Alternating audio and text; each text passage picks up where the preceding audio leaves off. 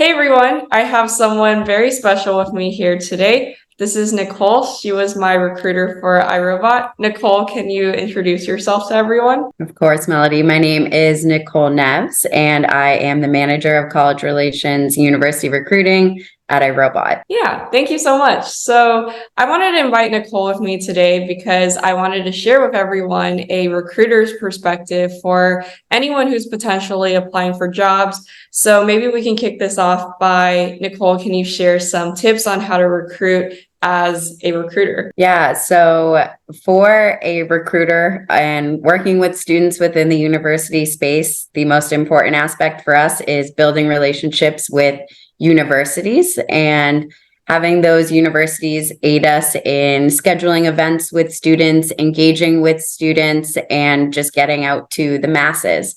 And usually that can look in the form of a career fair, which is most traditional, but there's also partnerships that employers have with universities where we're going and doing resume workshops. We're doing special projects within the university and the students directly through a classroom, or whichever way the engagement looks like. But it starts out with an employer partnering directly with the university in some capacity to meet all of the students. And on the students' end, it's their due diligence to work with the university to try to get those connections, attend those events, and be engaged with their career services department. Yeah, that's really good advice because when I was in university, I also used to go to career fairs all the time.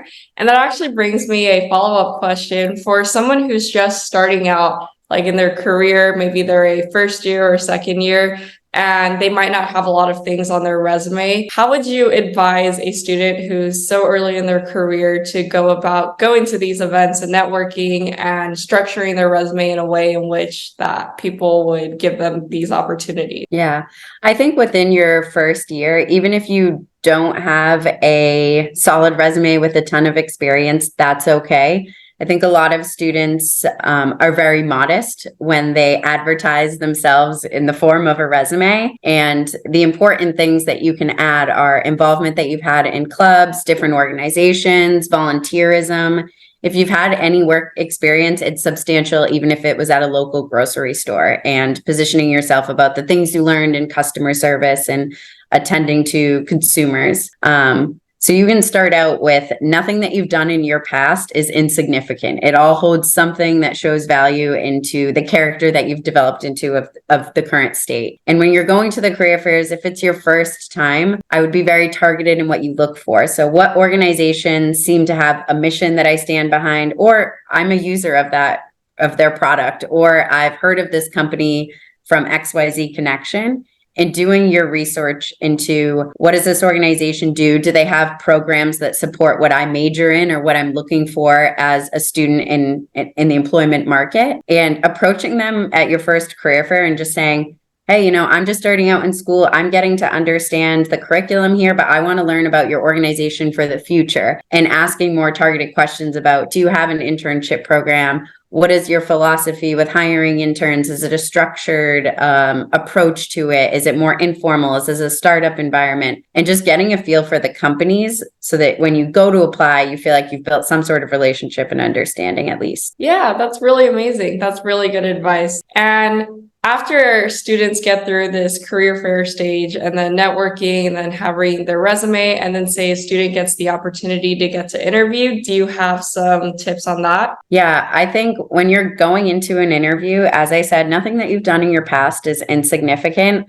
I always recommend students go onto LinkedIn because they have a list of interview questions that are pretty commonly asked. They're typically behavioral based as well, and most companies will use behavioral based interviewing, especially for students that don't have substantial corporate experience or industry experience. So I would lean toward asking yourself, what does the role entail, right? Reading the job description and the qualifications, and focusing on those qualifications and trying to come up with examples on your own. So if the qualifications say we need someone with excellent time management skills or excellent project management skills, what are projects that you've worked on in school that showcased that you have those skills? And how did you go from, the inception of this was an idea that we had, and the execution, and kind of like walking yourself through it so you can be prepared to answer those. Yeah, that's really great advice. And another question that I had was, do you have any tips for students who are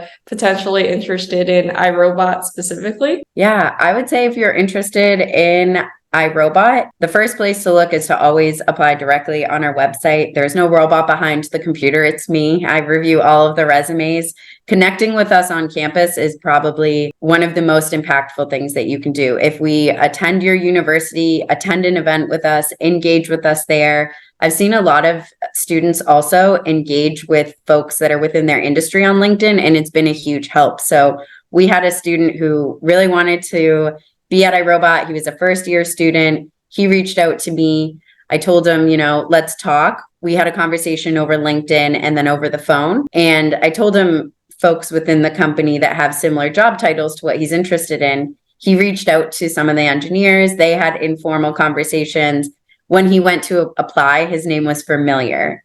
He's currently an intern at iRobot. So it took him like 2 years in the making. But I think that building those connections to folks that will talk to you on LinkedIn and your network is super important, especially at iRobot. If you engage with us, we will do our best to try to get you through process in some way. And then aside from that, I would say just being connected on your campus is the number one other way, other than going direct to employer. I think students don't realize the significance of what career services can do for you too. Yeah, I definitely really agree with your point about career services. I feel like with some of the job opportunities I've been given, it was also from going to these career fairs and career service events that these companies came to. And also, I really liked your point about networking with people at iRobot, because iRobot actually didn't come to the universities I went to, but then I went out to connect with someone from iRobot on LinkedIn, and then I actually ended up working with them when I started at iRobot. You're the same success story. A lot of the students that are at iRobot reached out to someone on LinkedIn, and not me, right?